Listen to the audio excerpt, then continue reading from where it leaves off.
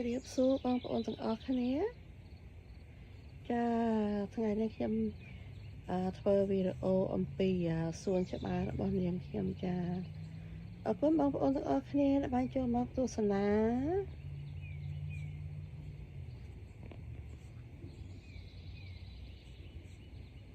ចាវីដេអូនេះគឺខ្ញុំថតនៅពេលព្រឹកព្រលឹមចាប្រហែលជាម៉ោង7កន្លះចា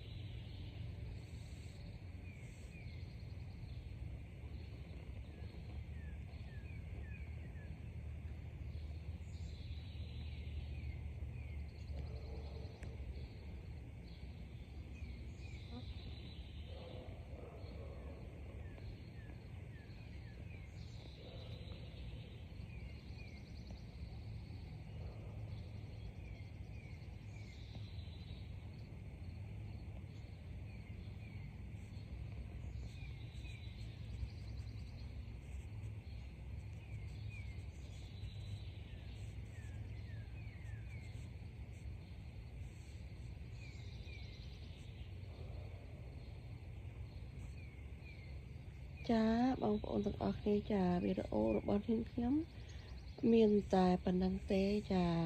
ហើយខ្ញុំសង្ឃឹមថាជួបបងប្អូនតាម